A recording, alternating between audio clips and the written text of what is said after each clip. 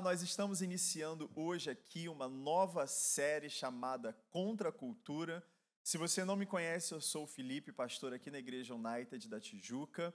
E nós estamos iniciando, como eu disse, essa nova série de pregações. E, como eu já disse, ela se chama Contra a Cultura. E eu quero explicar para você por que nós estamos chamando essa série nova de Contra a Cultura. Eu não sei se você já ouviu esse nome antes, mas esse nome ele vem de um movimento que se iniciou lá nos anos 60 e entrou pelos anos 70. Você já deve ter ouvido falar dos hippies, de nova era, enfim, de todas essas coisas de liberação, movimentos pró-liberação de drogas, jovens procurando maior liberdade sexual. Então, tudo isso começou nesse movimento nos anos 60 chamado Contra a Cultura.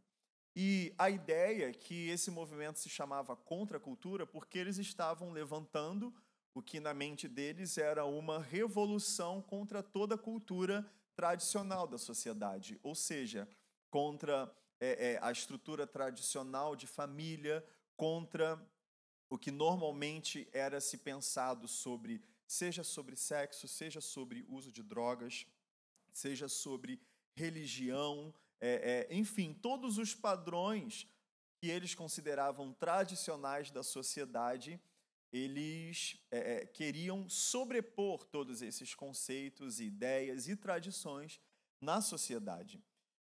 Isso aconteceu há mais ou menos 50 anos atrás.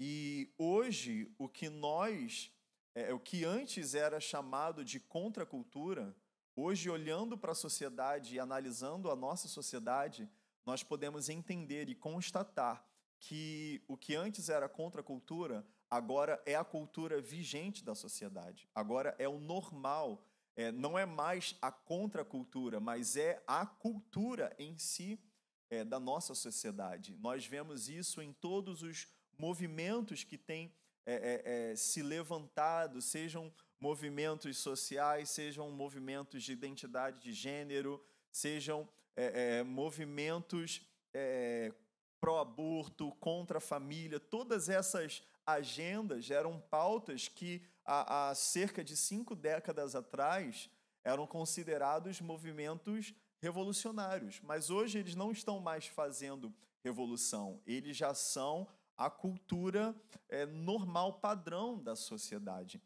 E justamente por isso eu escolhi esse nome como um jogo de ideias e um jogo de palavras, porque hoje o que nós como igreja, como aqueles que creem em Cristo Jesus e creem na sua palavra, creem nos padrões que o Senhor criou para nós hoje é que somos aqueles que estão indo em direção contrária ao que toda a sociedade tem considerado como normal, né? Hoje, a Igreja de Cristo Jesus, ela é que é a contracultura. Nós é que estamos vivendo nesse momento essa... Eu não gostaria de chamar, né, de revolução, não é uma revolução, mas estamos nadando contra a maré da sociedade, no geral. A igreja, ela não pensa o que a maioria pensa, ela não fala o que a maioria fala, ela não faz o que a maioria faz. Nós não somos guiados pelo que a maioria das pessoas pensam. Nós somos guiados pela palavra de Deus. Nós somos guiados por Deus, por seu Espírito, por suas palavras. Então, hoje, como igreja do Senhor Jesus, vivendo a sua palavra, vivendo o seu evangelho, nós estamos nessa luta diária e constante, não contra pessoas, porque, como a palavra diz, a nossa luta ela não é contra a carne ou sangue, ou seja, a nossa luta não é contra seres humanos. A igreja não está aqui para lutar contra seres humanos, mas a igreja está aqui para pregar a verdade, lutar contra o império das trevas, contra os espíritos malignos, o reino das trevas que tem se levantado durante todas essas eras contra o reino de Deus. E durante toda essa série, hoje é apenas o início, é apenas uma introdução, mas ao longo de toda essa série, nós vamos tocar nesses assuntos, mas o nosso foco não vai ser apenas ficar falando sobre o que nós somos contra, mas principalmente o que faz parte da nossa cultura. O nosso contraponto, o contraponto da igreja em relação à cultura vigente, não é apenas denunciar o pecado ou denunciar os desvios ou denunciar os exageros, mas principalmente pregar a verdade, né? Estabelecer o fundamento do que faz parte da cultura do reino de Deus. A palavra diz que nós somos embaixadores de Cristo, como se nós estivéssemos fazendo o chamado de Cristo, né? Ou seja, estamos aqui na terra representando um reino que não é esse mundo, um reino que é de fora desse mundo, o reino de Deus, né? No qual o rei é o nosso Senhor Jesus, e estamos aqui representando esse reino. Ou seja, não apenas trazendo a mensagem dele, mas também trazendo a forma de pensar, também trazendo a cultura, trazendo o coração, trazendo os recursos desse reino,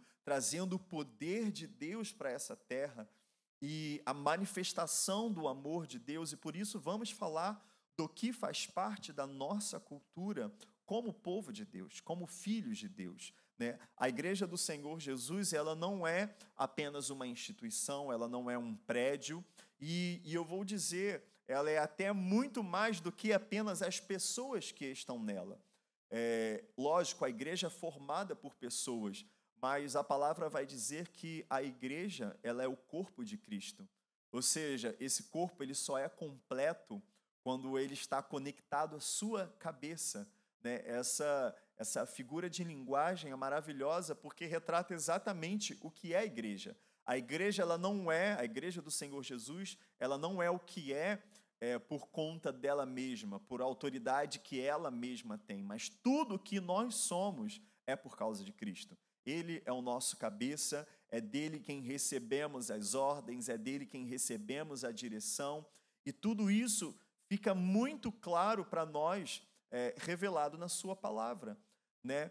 E além da palavra, o Senhor Jesus, antes de subir aos céus, ele disse, né, um pouquinho antes, ele disse para os seus discípulos, seus futuros apóstolos, de que nós não ficaríamos sozinhos aqui, de que quando ele fosse, né, preparar morada, preparar o nosso lugar junto ao Pai, ele enviaria o seu Espírito Santo, o Espírito da verdade, o Espírito da promessa, o Espírito Santo que nos revela toda a verdade, aquele que é o Paráclito, o nosso ajudador, o nosso conselheiro, ele que está dentro de nós e ao nosso lado e sobre nós, trazendo visão, trazendo direção, trazendo revelação da palavra, trazendo os dons do Espírito, a manifestação do poder de Deus. Então, como igreja do Senhor Jesus aqui nessa terra, nós somos aqueles que estão nesse mundo, vivem nesse mundo, mas não somos desse mundo. Representamos um reino exterior, representamos um reino que não faz parte dos reinos, dos governos, da cultura de qualquer nação ou de qualquer país dessa terra. Não que o Senhor ele negligencie todas as culturas e todas as nações, muito pelo contrário. Nós vemos lá em Apocalipse, quando todos estiverem diante do Senhor, todos os salvos estiverem com Ele nos céus, a palavra vai dizer que diante dele vai estar homens e mulheres comprados pelo sangue do Cordeiro, homens vindos de toda língua, tribo e nação. Então, o Senhor, ele reconhece os povos, ele reconhece as culturas e as nações, mas o Senhor, ele não é compatível com o pecado, ele não é compatível com aquilo que não é bom para nós. E como igreja do Senhor Jesus, que ama a sua palavra e que deseja viver a sua vontade e pregar a sua verdade, a verdade da palavra de Deus a todas as pessoas, nós estamos aqui para influenciar esse mundo com a cultura do reino de Deus, a cultura dos céus, trazer o que os céus têm para oferecer a nós aqui nessa terra. Amém? Então, você que está me acompanhando, eu quero te convidar, se você tem uma Bíblia aí, você pode acompanhar comigo, abrir a sua Bíblia comigo lá em 1 Timóteo, no capítulo 4, no versículo 1, vai dizer o seguinte: mas o Espírito expressamente diz que nos últimos tempos apostatarão alguns da fé, dando ouvidos a espíritos enganadores e doutrinas de demônios. Em 1 Tessalonicenses, no capítulo 1 também, nós vamos encontrar uma passagem que também fala que antes de vir o fim, antes de se manifestar o anticristo, antes de se manifestarem todos os sinais, né, que nós vemos acontecendo lá em Apocalipse, antes dessas coisas, nos últimos tempos, viria o tempo da apostasia. E é isso que a gente vê aqui Paulo, né, o apóstolo Paulo, através dessa carta, primeira carta escrita a Timóteo, ele exorta Timóteo exatamente sobre isso, de que o Espírito Santo, o Espírito diz expressamente nos últimos tempos. E o interessante é que a palavra usada nessa passagem, né, quando nós lemos aqui últimos tempos, a palavra usada no original, no grego, é a palavra austeros. Se eu não me engano, essa palavra é usada apenas uma vez em todo o Novo Testamento, apenas aqui nessa passagem. E essa passagem, ela não só significa últimos tempos, mas é uma expressão muito específica, porque ela significa literalmente último tempo, como realmente aquele pequeno período de tempo perto de chegar o fim.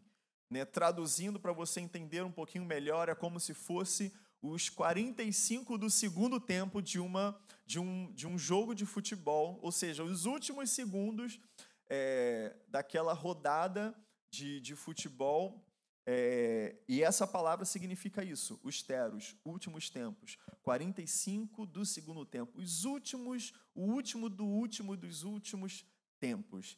E nós hoje estamos vivendo esse tempo, nós estamos vivendo esse tempo bíblico, tempo profetizado na sua palavra, o tempo da apostasia. E os sinais são claros, a gente vai entender por que, mais para frente nesse versículo, porque nós estamos vivendo nesse tempo, o tempo da apostasia. Mais à frente o versículo continua, que nos últimos tempos apostatarão alguns da fé, e o que nos ajuda a entender, a começar a entender que nós estamos vivendo esse tempo, é essa segunda palavra que vem posterior a austeros. Alguns, nos últimos tempos, apostatarão. Essa palavra apostatarão, ou seja, que dá origem à palavra, que vem da palavra apostasia, vem da palavra do original do grego ephistemi, que não é simplesmente você se afastar, porque apostasia significa um afastamento, mas é um tipo de afastamento específico, né? Tem uma forma. Essa palavra ela traz uma conotação que nos diz como se dá, qual é a forma que esse afastamento, esse distanciamento da fé acontece. Não é simplesmente de uma hora para outra, eu não creio mais no Evangelho, não quero mais saber disso, e a pessoa desvia de uma hora para outra. Mas é como se fosse uma infiltração, é como se fosse algo gradativo. Imagina comigo uma cisterna, um reservatório de água, que de repente passa a ter no fundo dele uma rachadura. E nessa rachadura, a água começa a gotejar, e esse reservatório de água, ele começa a esvaziar, não de forma rápida, não de uma só vez, mas gota a gota ou num pequeno filete de água, ele vai se esvaziando bem devagar. Até que chega um tempo que você chega nesse reservatório e não tem mais água nenhuma. E olhando a situação do nosso mundo hoje, não só no Ocidente, eu digo no globo inteiro, vivemos hoje num mundo totalmente conectado, cada vez mais globalizado, e é um movimento recente, né? Um movimento de globalização, um movimento que começa no início dos anos 90, né? E nós estamos ainda em processo de globalização, então o mundo inteiro tem cada vez mais caminhado num único passo, numa única marcha, todos em unidade. E é interessante que a gente consegue olhar para o mundo inteiro e observar como não só o evangelho, mas tudo que possa se considerar tradicional, tudo que possa se considerar coisas que faziam normalmente parte da cultura humana, como, por exemplo, família, né? É lógico que existem situações onde famílias tradicionais acontecem rompimentos, seja por divórcio, ou eu sei que hoje não estamos dizendo que não reconhecemos que não existem modelos de famílias diferentes, não é isso. Mas a questão é que nós vemos hoje uma virada cultural tão rápida e tão forte, uma virada cultural que eu creio que nunca foi vista antes na humanidade, porque, como eu disse, como um mundo globalizado, o mundo inteiro está cada vez mais caminhando numa mesma marcha, no mesmo passo. Então, à mesma medida que essa mudança acontece hoje aqui no Brasil, ela acontece na América, ela acontece na Europa, ela acontece na África, ela acontece na Ásia, ela acontece cada vez com uma velocidade maior em todos os lugares. E, como eu falei, eu peguei um exemplo, poderia citar diversos outros exemplos, ao longo da série a gente vai mergulhar um pouco mais fundo nisso, mas o que até pouco tempo, há pouquíssimas décadas atrás, era considerado o normal, hoje, em muitos lugares, a própria estrutura de uma família, que é algo tão natural, né? É lógico que, à luz da palavra de Deus, nós entendemos que a família foi algo que foi desenhado pelo Senhor, a família está no coração de Deus. Deus, quando cria o homem, cria o homem, depois cria a mulher e diz: vocês serão uma só carne, né? O homem e a mulher, quando crescerem, eles sairão da sua casa, serão uma só carne, formarão uma só família, cresçam, se multipliquem pela terra, abençoem a terra, né? Esse era o desenho original de Deus, que as famílias se multiplicando, elas iriam se espalhar por toda a terra e administrar com sabedoria todos os recursos que o Senhor disponibilizou para nós nessa terra, mas, enfim, o pecado entrou no mundo e temos vivido da forma como temos vivido. Mas, como eu estava falando hoje, nós vemos um esvaziamento de tudo o que, e principalmente, de tudo que Deus desenhou para que fosse bom, perfeito e agradável para o homem. E a gente vê hoje, cada vez mais, essas ideias, esses movimentos gradativamente começando a querer entrar também dentro da igreja, ao ponto de ouvirmos falar, por exemplo, de que até mesmo de pessoas de dentro da igreja dizerem que a Bíblia precisa ser atualizada. Ou seja, se a Bíblia precisa ser atualizada, significa que ela precisa ser adaptada à cultura que nós estamos vivendo agora. Mas a palavra de Deus, ela já está conosco, como nós vemos aqui, há mais de 2.000 anos, né? E alguns escritos há mais de 4.000 anos. E como a própria palavra de Deus nos ensina e nos revela, a palavra diz que céus e terra passarão, mas a palavra do Senhor, ela jamais vai se passar. Talvez esse livro que nós temos aqui nessa configuração, você conhece, nós conhecemos ele dessa forma há cerca de 2.000 anos atrás, mas isso aqui nada mais é do que a revelação do coração de Deus para a humanidade, ou seja, isso aqui vem da eternidade e por isso vai durar eternamente, porque é a boa, agradável e perfeita vontade do Senhor, é a sabedoria do Senhor, é a revelação do coração de Deus, é a revelação da vontade do Senhor para o homem, para a humanidade. Então, esse livro, como nós conhecemos, a Bíblia, né, nós chamamos de Bíblia, mas você sabe que é uma biblioteca, é uma coletânea de muitas cartas, livros, revelações, testamentos, poesias, história do povo de Deus. Isso aqui é muito mais do que um livro. Isso aqui é o nosso testamento, é o testamento da nossa herança, é o que determina a nossa cultura. E estamos vivendo nesse tempo onde gradativamente todas essas coisas têm sido esvaziadas, não de uma vez, não como numa perseguição, não empilhando as Bíblias e queimando todas elas, mas gradativamente, de forma perspicaz, tentando esvaziar uma por uma cada uma das diretrizes, cada um dos ensinamentos que o Senhor deixou para nós. E isso mostra que hoje nós estamos vivendo os últimos tempos, os últimos dos últimos tempos, como revelado aqui em 1 Timóteo 4:1, e estamos vivendo os últimos tempos porque vemos que estamos no tempo da apostasia. E o interessante, para finalizar, o versículo continua dizendo: nos últimos tempos apostatarão alguns da fé, dando ouvidos a espíritos enganadores e a doutrinas de demônios. E quando a palavra diz espíritos enganadores e doutrinas de demônios, essa palavra espíritos enganadores, a palavra no original, ela também dá a entender que ele não é apenas um enganador, mas ele é um enganador que seduz. Ele é um enganador, é um espírito enganador que ele não só conta uma mentira, mas ele conta uma mentira muito agradável.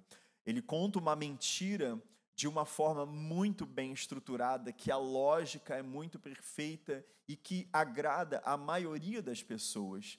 E esse é um dos grandes perigos do tempo que nós estamos vivendo e da cultura que já está estabelecida na nossa sociedade.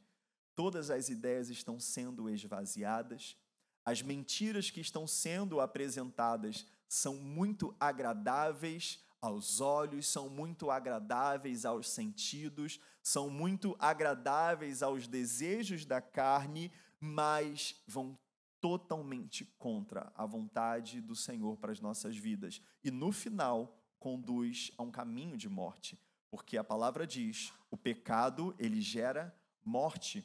E também diz que haveriam doutrinas, ensinamentos de demônios. Ao longo dessa série, nós vamos mergulhar em todos esses assuntos. E eu quero convidar você para continuar nos acompanhando, conectado conosco ao longo dessa série Contra a Cultura. Eu tenho certeza que vai ser uma grande bênção para a sua vida.